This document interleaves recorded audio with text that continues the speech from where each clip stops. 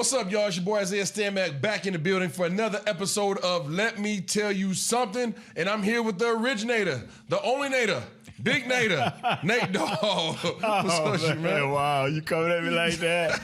Man. You feeling good? Got your cowboy shirt on? Yeah, well, you know, for those that can't see you, special, man. Something happened real special. What was that? What was that? This past weekend, man. And let me tell you something. It was really, really, really special. You sent somebody to retire? My son was like 3-4 years old. Okay. The last time this happened. Yes, the last time the Cowboys won a away football game. I mean, went on the road. Playoffs. Yes, in a hostile environment. It was 30 years ago. Was it hostile? It was hostile. It was hostile back then. It was in 1992. Okay. NFC Championship game versus them 49ers.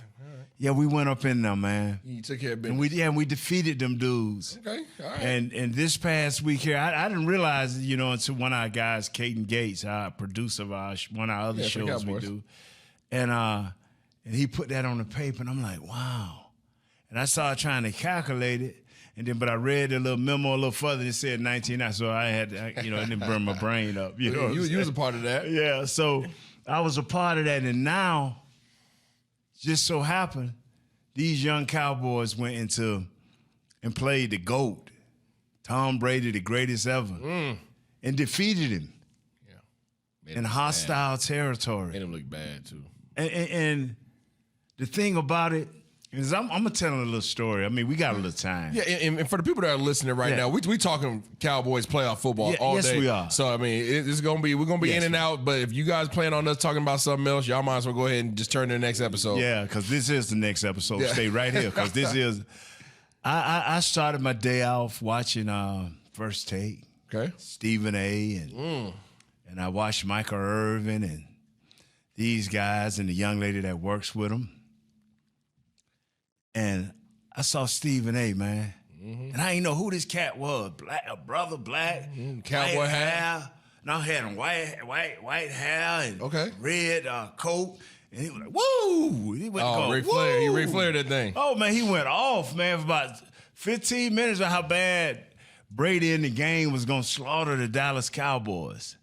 And then we go on further in the day, and I see him again with Michael Irvin, and Michael Irvin got his side. He's sitting on his side like you Stephen A. sitting over there, and all the Tampa Bay fans behind him. Mike's sitting over on my side, and all the Cowboy fans behind him. And I'm telling y'all, go check this out. Because I know they got this on demand. Yeah. And Stephen A. goes off, and Mike goes off. And then, but what got me was Stephen A. Stephen A. looked at Mike and said, "Who you got with you?" So Mike turned around and Zeke Daddy. I got Dak Daddy, and I got some more friends. And Stephen A. went into a tangent. I had a problem with that. Hey, let me tell you something. I'm glad y'all here, but let me tell y'all something. I'm like, dog, he may be trying to get our show. Yo, I'm sorry, Mr. Elliott. You can't play no more. I'm sorry. How did you feel about their dads being there? Yeah, you know what? It didn't bother me, but that's Michael Irvin. Yeah. See, I probably wouldn't have had him on the show. Yeah. But they could have hung out with me. But he had him on the show, and he told Dak's pop, "You can't play no more." And even the great Michael Irvin, Hall of Famer, can't play no more. Meaning that they can't help him. Yeah. Couldn't help the Cowboys that night. Cause Brady and the boys he went off. So and I'm like, wow. So what was yours? How did you feel about the victory? Oh, I felt good. You felt good. This is the first time, Isaiah, that I had seen the Dallas Cowboys play a good, solid game. Yeah. It's been since Minnesota. Yeah, Minnesota is just hot and cold, just like the Dallas Cowboys. Right. So don't take them shots like that. See, it's true. Nate, I'm not taking shots. I speak the truth, Nate. Okay, you speak the truth, but let me tell y'all the truth. These Cowboys played a complete game. Yes, they did. Now, you have to bring in the bad. The kicker was a question mark, which I never, Money Maher. Yeah, people debating that. He's the kicker. To me, he's the kicker. Do your job. That's as far as I'm going with that. But I hadn't seen our defense in a long time. When we went the first 2 possessions, and we were 3 and out, our defense held. Yes, it did. Brady and his boys. 3 and out. So I'm saying to myself, for the first time in a long time, we played complimentary ball. They had the box full and was trying to shut down the middle.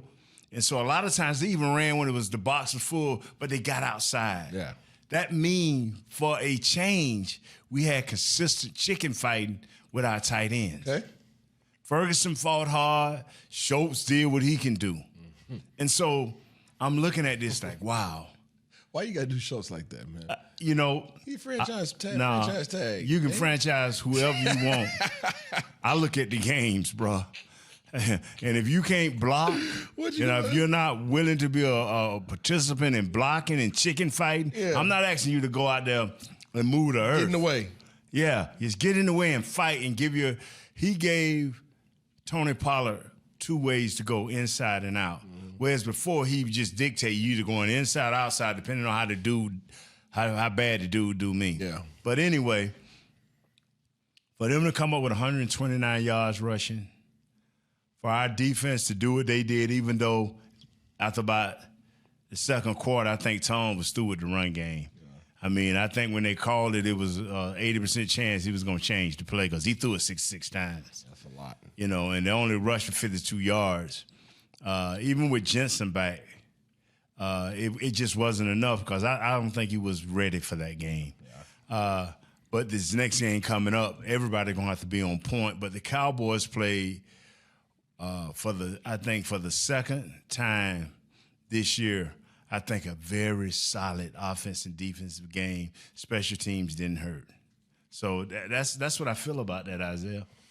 I agree with you. I think that Dallas was dominant in that game. I think I do agree. I believe we've had a conversation that they play down to their competition, they play up to their competition. The conversation going into that game was that, there's a high probability that they were going to play well because all the competition that's left is up. Right. So based upon history, Dallas was going to play well. Now, I didn't pick them to win the ball game prior to it because I just thought that had Tampa Bay did what they were doing, for the latter part of the season, and had Dallas continue to do what they were doing, then it wasn't going to turn out well for Dallas. But they changed things up. Defensively, Al Harris allowed his boys to come up and press. Israel Mukwamu stepped up. Deron Bland stepped up. Guys stepped up and were playing physical at the line of scrimmage, which they hadn't been doing up to date. And we knew that was going to be necessary in order for the pass rush to be able to get home. So I think that they making those alterations on defense allow for them to be productive there. And then offensively, you got your college Dak back. Nate Dogg got his college Dak back. He was utilizing his legs. He was running no huddle. He was playing with confidence. You see he had his swag back. He didn't have happy feet. When he did have happy feet, he utilized them to cross the line of scrimmage and try to move the ball down the field. So I felt like with all that, and he didn't turn the ball over. That was one of Isaiah's keys. It's like no turnovers. And my key for that game was simply this here.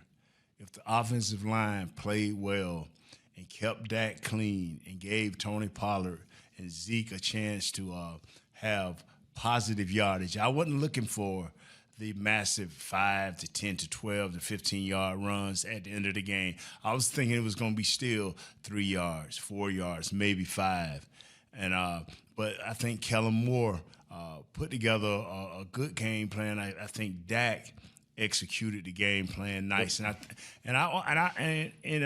it's not a backhand. I think Coach McCarthy, I felt his hands on this a little bit, and your boy Dan Quinn, he will not be our coach, fellas.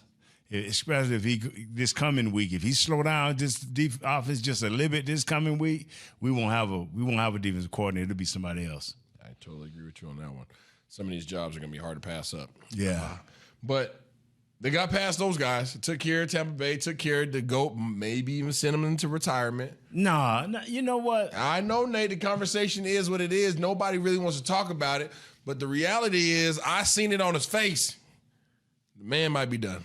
I'm going to tell you this right here. I think the man is some of us can't stand losing. Facts. And the bigger the game, the more the hurt. Mm-hmm. This is a big game to Tom. Tom wanted to bring his team from the ashes because one thing I am not, I'm the biggest homer in the world. I am the biggest Cowboy. I'm number 3. Mr. Jones, Michael Irvin, then me. But I do not run away from reality. Okay. And the reality is we did what we supposed to do. Correct. If we would have lost that game, the things that I would have been thinking. I don't care what the fans or the people say. I'd have been thinking like, wow, the immaturity, the inconsistency. You know, I'm the only guy that probably don't use the word, and I'll make sure I pronounce this right, Isaiah, resiliency. Mm-hmm. I don't use that word. Okay. You know, I tell my wife when I go home, like, wow, that's a beautiful word. And I say, I guess the opposite to it is inconsistency.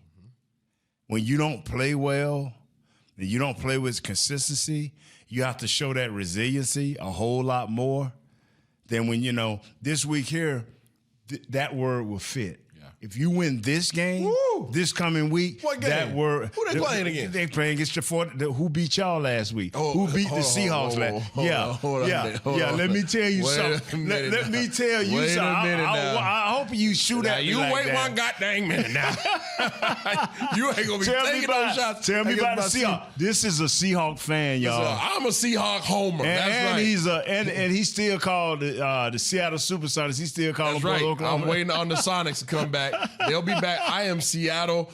Ace Boone Coon, all right? That's in my blood, through and true. You understand me? Just like Nate is for the Dallas Cowboys, I'm like that for everything Seattle sports, okay? Seattle Sonics, Seattle Mariners, Seattle Seahawks, Seattle Kraken, Seattle Storm, Seattle everything. You understand me? Yes, I'm with you. We ride, okay? So I was hurt. Right. I was hurt watching that game. I was mad. I threw some stuff. I was in a hotel room down in Houston, and I was mad. Nate, because Seattle Seahawks. Well, excuse me now. Hold on. What were you doing in Houston? My little mama had to track me. She had to track me. She had to go down there and take care of some business. Did she fare well? She did well, man. She running in an older age group, so she had some hard lessons she had to learn, but she's going to be good.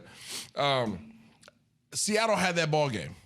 And for the first time, I believe, this year, I think people felt like, 49ers backs against the wall. Right? When they've been riding hot. They've been having a hot hand, you know, Miss Purdy. I watched another professor. Miss Purdy. Purdy. Yeah, you know, so now, you know, it's not Miss Purdy, it's Mr. Purdy. You know, and Mr. Purdy was riding high. Boy threw for over 300 yards, 3 touchdowns, you know, like took care of the ball. And then you have McCaffrey going off, Debo doing what he does. Kittle had a pretty quiet game, to be honest with you. But Seattle had their back against the wall until Geno fumbled in the pocket. Geno stepped up in the pocket with Bosa, Armstead, all those guys in the doggone defensive line, closing down on him, and he had the nerves to have one hand on the ball. And that is one mistake that Seattle couldn't overcome. From that point forward, you knew the momentum swing was going to happen, and it was just all bad. It was all bad. Okay. So with that said, we put that to bed. You know, you want to, but you can't. He wants to, y'all, but he can't. You know, Seattle wasn't even supposed to be in the playoffs this year. You know what I mean? Don't start with your logic, man. Don't do that. Whenever he want to get out of something or advance something or get his point across where nobody can, debate him, he try to hit you with straight and pure logic. Seattle's turning their attention to the top 5 pick in the draft this year. That's where we're going. Well, that's because somebody was dumb and giving him the first. Man, I ain't got nothing for Denver. How do you give up? Don't worry about it. We ain't talking about Denver today. We talking about the Seahawks. Anyways, Dallas Cowboys are playing the San Francisco 49ers in the divisional round down there in Levi Stadium. And was it Santa Barbara, California? Where they make jeans, bro. Yeah, where they make them jeans. Rough and tumble jeans. North Cali, going in there. So they're not going to have no Trent Williams and Debo coming out of AT&T Stadium this year with the boombox. They're going to be coming out their own stadium. Where the boombox is in the speakers. Boombox is just out there. What you think they're going to come out to? I think they might have 2 boomboxes this year. I think they're going to come out, Who Them Boys. You know what I think they're going to do? They're going to come out with Who Them Boys. I think E40 going to walk them out the tunnel. You think so? Ooh. Boys to Men used to walk them out the tunnels with us. Boys to Men? Yeah, see, they used to sing these songs, Boys to Men. No. Now, it may not. Let me say, just 30 years ago, different music, different sound. It was Boys to Men. They used to hang out with Boys to Men. Oh, yeah. But I'm not coming out no tunnel to Boys to You may be Men. laughing now, but them whoopings we put on the 49ers back then was so funny. I promise you that. I'm not coming out no tunnel to Boys to Men, man. Okay. You But might they used to sing the anthem and stuff like that. okay. They They used to come out banging. Gotcha. They used to come out banging. So little PTSD. You got any PTSD about last year's 49ers game? What does PTSD mean? Yeah, post-traumatic stress No, disorder. I don't even know what that means. So Nah. you can stop with that foolishness right there, bro. You trying to hit me with all these initials. No, sir, I don't even know what that means. So you don't have any flashbacks to last year? Nah, they don't either. You sure? You heard what all of these young boys said. You heard what Nate, that's what they Kurt, said. you didn't hear what Kurt said? I don't want to talk about Curse. Curse is drama queen. I'm not doing that, Nate. Curse, whether you like it or not. I mean, and we love Curse, but we have a problem as old school players. Yeah. Like every time you get bumped, you go into a state of shock. Yeah, you gotta walk. You gotta get walked off the field or carried off the And field. then And then you're right back in there. Yeah, right back in there. My mom and dad stopped that when I was young. Yeah. If you But hurt, anyway. hurt and injured, two different things. Yes. Okay, and I ain't gonna talk about your boy Peters. But you either. know what? You know what? It's your boy, Peters. That's your son. That's your son. Me and this dude, we just having fun today, y'all. Bear with us. We just having fun today. Because I'm a Niagara gonna flush a lot of this foolishness he got down the drain. All right? Let me tell you something. How many times you see the offensive lineman tap out? This dude, all year long, I've been like, Isaiah. And then when I really want to get it serious, I say Zeus. Your boy Peterson ain't what you think he is. I say he good for maybe 10 or 12, 13 plays. So why they Where start him, he Nate? made it, he started this game. Why they start him, Nate? What was your Because reaction? he was big. I didn't like it. But you liked it. No, when so you heard it, what I was crossed your like, mind? wow. Well, people want to know what crossed Nate Newton's mind when he heard this. What are we doing? I'm like, what? But Isaiah like, yeah, too hard. No, I did not do that. But this week. anyway, here we are playing the game. We into the middle of the third. Yeah. Probably about 30 plays done went down, 35 plays. He 15 plays over his 50 over his limit. Over his allotment of plays. And all of a sudden, he blocked the dude and then he stopped and looked. Then he tapped his head. And I didn't even know what he was doing. I thought it was a new thing all the kids was doing, tapping your TikTok head. dance. Yeah.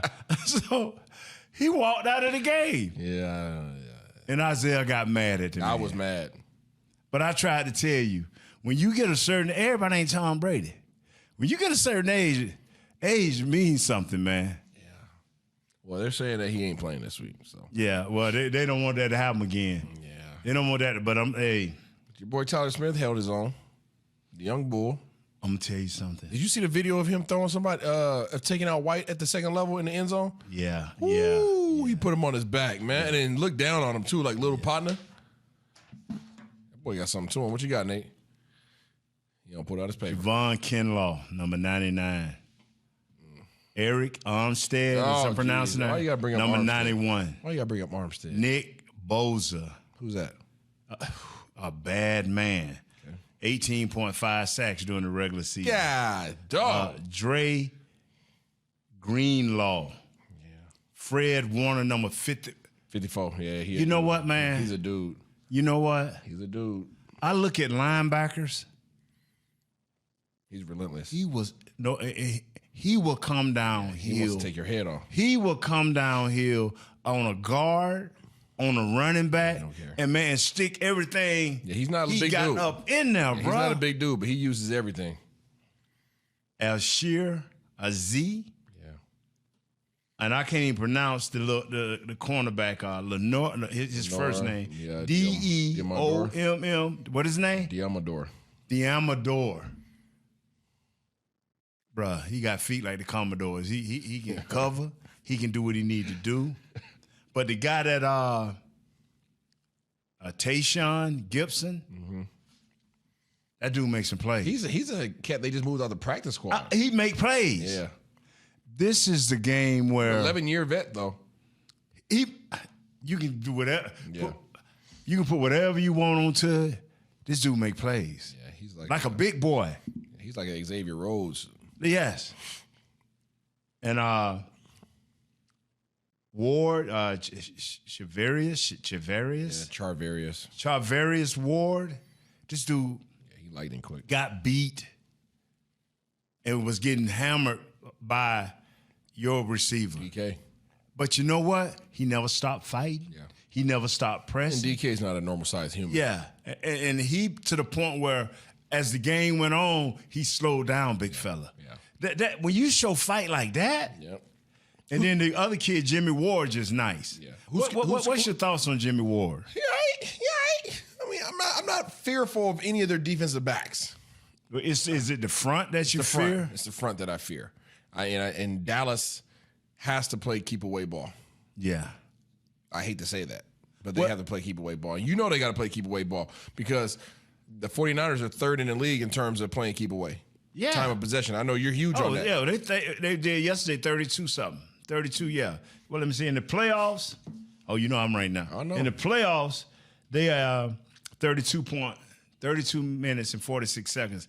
Regular season, 31 minutes and 54 seconds. They play to the strength of their the strength is their defense. Yep. And even though they can score, they averaged 26, 28 points during the regular season. During the playoffs, they got 41.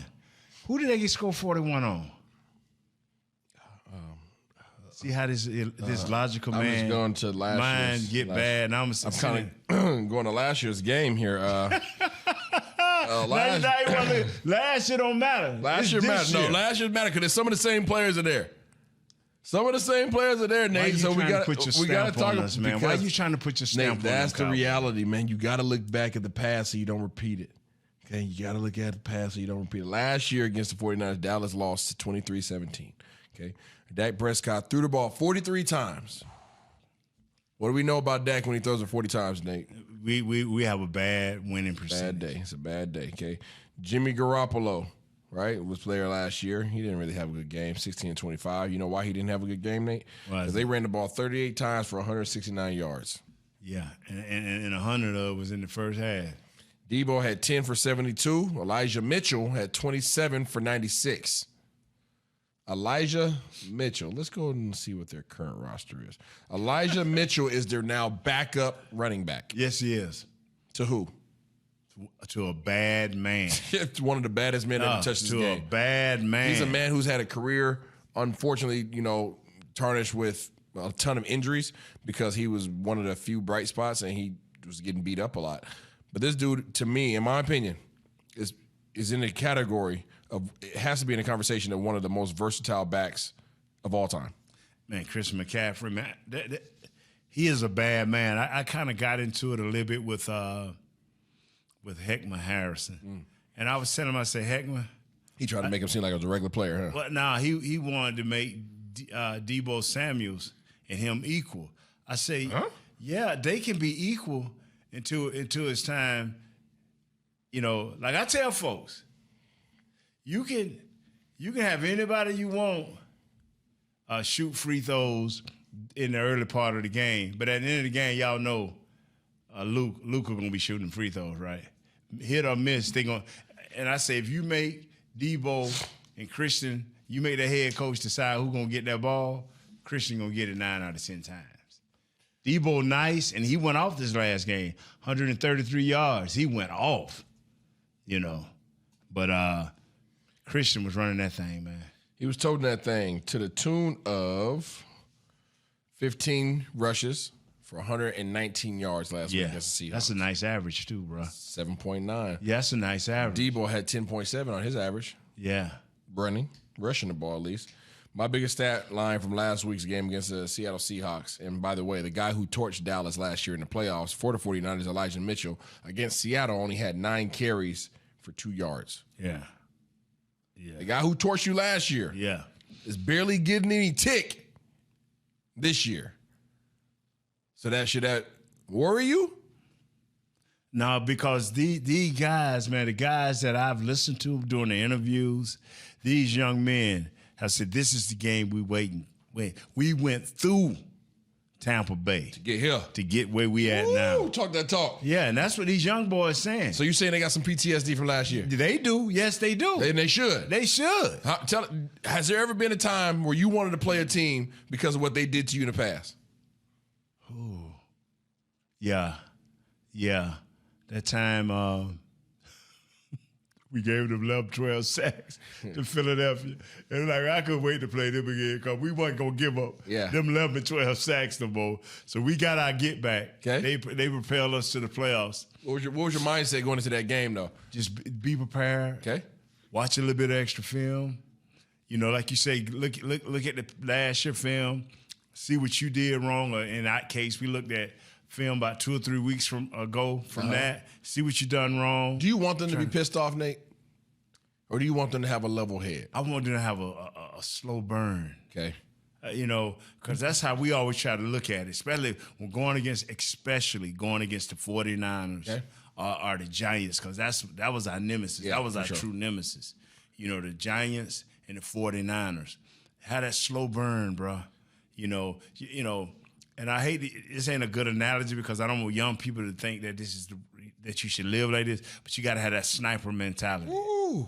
Yeah, you got to be sitting there ready to laying in the weeds. Laying in the weeds, and when the time comes, you get them. You get them. You take them. Call of Duty style. Yeah.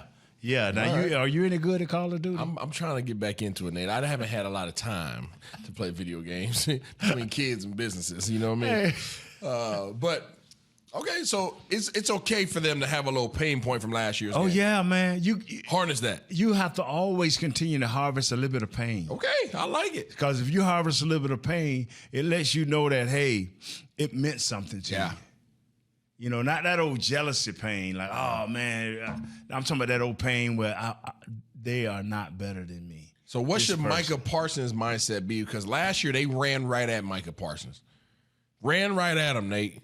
Lifted him off his feet. What should be his thoughts? What should be his thoughts? He should be in the whirlpool. I mean, the cold tub right now. He should be in the cold and see you laugh so he can be refreshed. Okay. Let me ask you this question. How important of a role does having Jonathan Hankins have this year in this game? This is going to be... Is this the reason why they got him? Yes, sir. And I said the whirlpool or the cold tub for Mike because Micah showed up last week. He didn't get that sack. He was all over him. He was all over him. Yeah. And the bigger the game, that's what we need. We need that from Hankins. They didn't get a lot of opportunities to show could they really start to run. Yeah. But I promise you. Ooh, he going to get a chance this week. Oh, with everything they got. Yeah. They run every run known to man. They got a dude. So many formations. That they probably call a run guy. They got a assistant. Yeah, a offensive run coordinator. Yeah, where he gonna go back and look at every successful run against the Dallas Cowboys, and he gonna take 5 to 10 of them runs and say our lineman can do this, and we can do it better. And the scary thing about it is they can run those plays with 3 to 4 different players. Yeah. So based upon the formation, they literally can get to the look they want. Yeah. That's what's dangerous about this team. They don't have to have just, McCaffrey in the backfield and say, okay, when he's back there, that's the only time we can run it. They can put Debo back there. They put McCaffrey at fullback.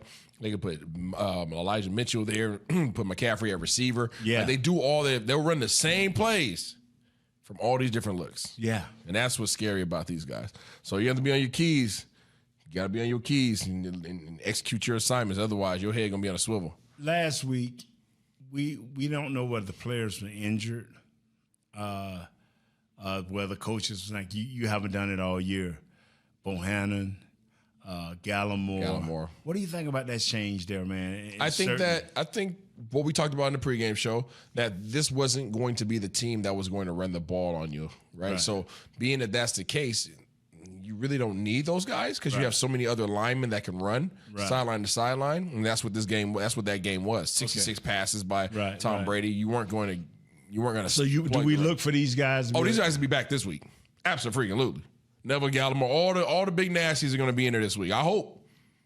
I hope. But the thing is, the hard decision you have to make now is what small guys do you sit down? I don't think Sam Williams gets activated for this game. What? I'm just telling you. I don't think Sam Williams gets activated. Yeah, I mean, because you got a Micah Parsons, you got Dante Fowler, you got Armstrong. I mean, you got all these defensive ends. If you need your big fellas on the middle, you got to get rid of 2 ends. No, all they do is get rid of. You can't get rid of DBs. You need all the DBs. They're gonna let Carlos Watkins. So they're gonna sit Watkins, Carlos Watkins, and Chauncey Golston. They gonna sit those 2?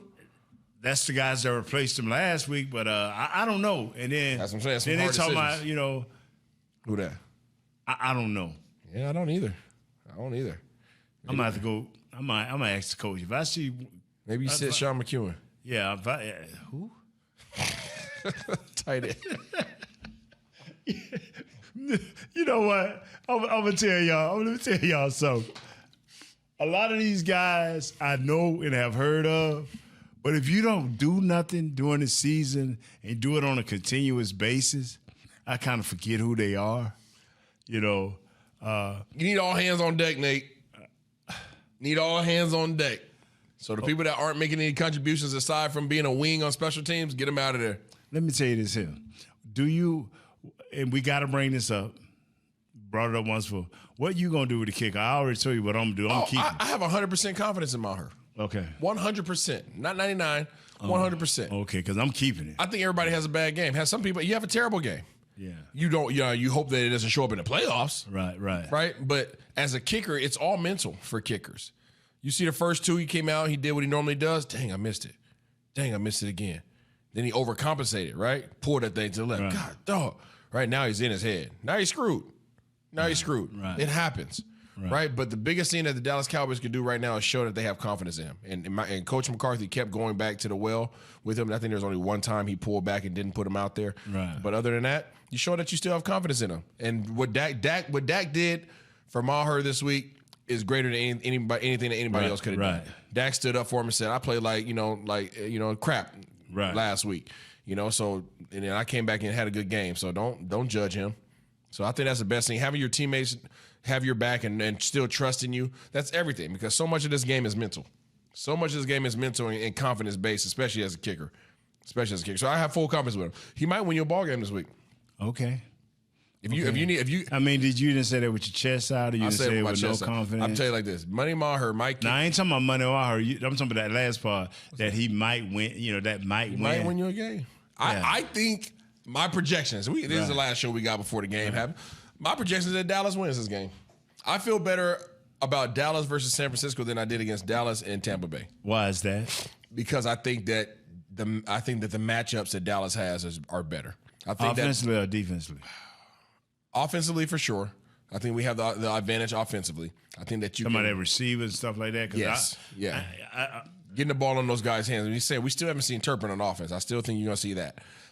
I think that you can neutralize Bosa. I think that you got to remember. I think you can neutralize Bosa. Who's Bosa going to be going up against? Tyron Smith. Exactly. Tyron Smith is going to be up for that. Played one. all right last week. He's going to be up for that one. Right. Okay. Sometimes there's not a lot that gets a lot of veterans up for games. Right. This matchup, he's gonna be up for this game. Okay. So I look forward to seeing that. All right. Okay. Because Bosa doesn't switch sides. That's right. Okay. So he's gonna be against Smith the whole game. That's right. I think that defensively, we have to tackle. I think our guys, everybody except for Trayvon Diggs, has the mindset to come downhill. We ain't gonna get into that. Yeah, we definitely. Dion didn't come downhill. I mean, you don't have to. As long as you can do one thing exceptionally well, I have to take the fact that you're not going to be that guy. I can't depend on you to come downhill. Right. It's okay. So just make sure nobody catches the ball. Right. Okay, that's my only requirement. But I think that these guys are going to be emotionally up, and assignment wise, that's what I'm like. You got to come downhill and tackle because they're going to get plays. They're going to get plays. They're going to move the chains. You're going to have to be disciplined. I think if Dallas can play complimentary ball like they did last week and can get up offensively early and create and make Purdy drop back, Purdy hasn't seen pressure like this. Okay. That's my. So I project that Dallas wins this game. What you got, Nate? Always and forever, bruh. Cowboy for life, man. Come on, man. I know. I'm talking from logic. I ain't talking about from emotion, Nate. Logically, I picked him last week, and logically, I'm picking him this week. Hey, I hear you. Shout out to the Seattle Kraken. They're doing their thing right now. They went on an 8-game win streak. Never ever been done in NHL history. But there we go. Okay. Anyways, get ready for the game, y'all. These boys need to go on a 2-game winning streak to give Dallas fans everything that they've been wanting for the last how many years, Nate? 30 years. 30 years. They need to win this game and win next week's game, but this game is first. Then you got a heck of a mountain to go through, okay? And everybody get your boom boxes out because they're going to have theirs out. Another episode of Let Me Tell You Something with your boy Nate Dogg and Isaiah. We'll see y'all next week.